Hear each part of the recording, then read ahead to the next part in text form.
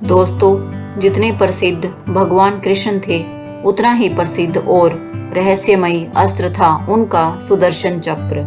सुदर्शन चक्र में अद्भुत शक्तियां थी। सुदर्शन चक्र अलग अलग तरह के कार्यों को एक साथ कर सकता था। शिव पुराण के अनुसार भगवान विष्णु की तपस्या से खुश होकर भगवान शंकर ने उन्हें सुदर्शन चक्र दिया था।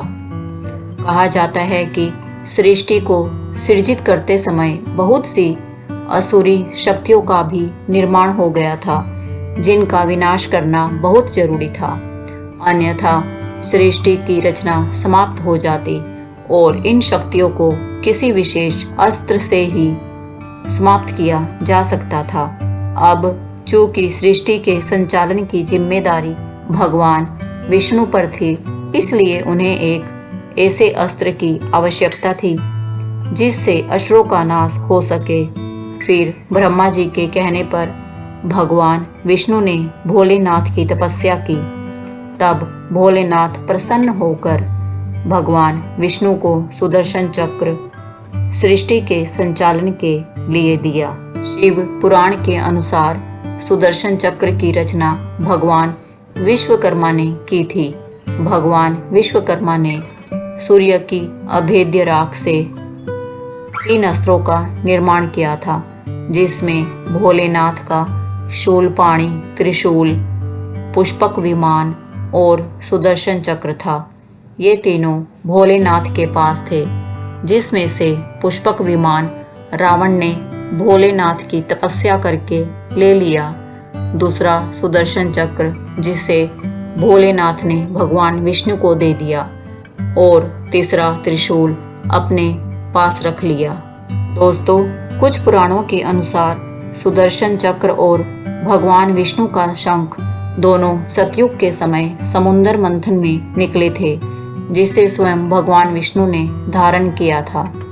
सुदर्शन चक्र में अभेद्य लक्ष्य शक्तियां थी, जिसे किसी भी लक्ष्य पर छोड़ दिया जाए तो वह उसे किसी हाल में खत्म कर ही देता था, चाहे वह चल अचल अवस्था में ही क्यों न हो।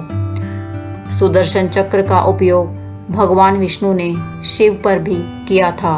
जब भोलेनाथ शक्ति स्वरूपनी सती के पार्थिव शरीर को लेकर ब्रह्मांड में घूम रहे थे, तब भगवान विष्णु ने सुदर्शन चक्र की सहायता से माता सती के पार्थिव शरीर के 51 टुकड़े कर दिए और वे धरती के 51 जगहों पर गिरे, जिन्हें आज माता के शक्तिपीठ से जाना जाता है।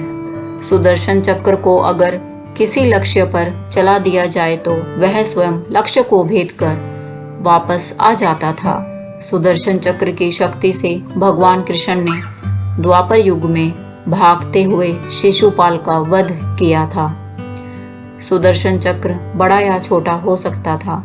इसकी शक्ति का प्रयोग कर भगवान विष्णु ने सूर्य को भी ढक दिया था।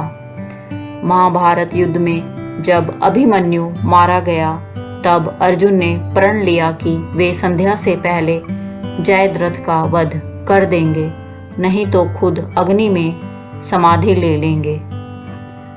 जब युद्ध शुरू हुआ तो कौरव की पूरी सेना जयद्रथ को बचाने में लग गई।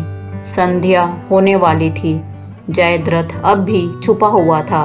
तब भगवान कृष्ण ने सूर्य को सुदर्शन चक्र से ढक लिया और संध्या होते ही जयद्रथ सामने आ गया।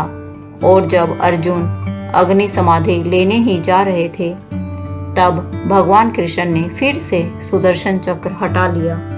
इस प्रकार सूर्य और जयद्रथ दोनों दिखने लगे और अर्जुन ने जयद्रथ का वध कर दिया।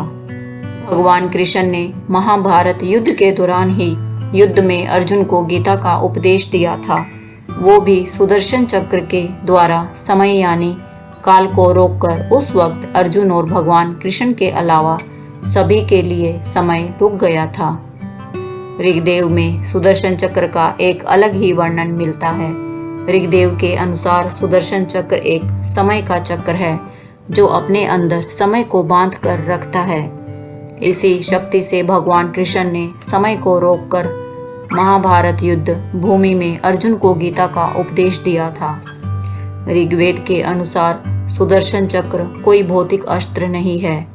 ये एक भगवान विष्णु का विशेष गुण है जो भगवान विष्णु या उनके अवतारों के पास ही होता है, जिससे ये समय को रोककर शत्रु की शक्तियों को कमजोर और प्रहारहीन बना देते थे।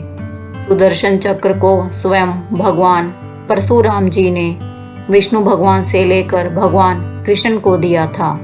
सुदर्शन चक्र का आखिरी उपयोग जयद्रथ वध के समय हुआ था।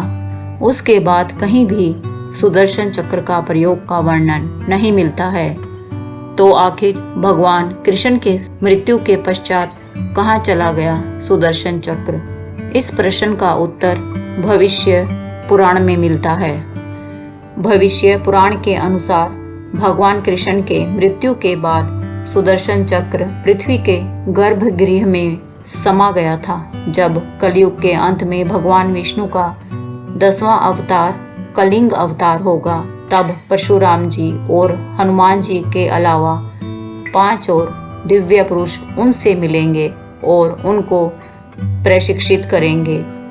और तब धरती के गर्भगृह से पुनः परशुराम जी कलिंग को सुदर्शन चक्र को निकालकर धारण करवाएंगे, ताकि कलयुग के सबसे शक्तिशाली राक्षस कलि पुरुष का विनाश किया जा सके।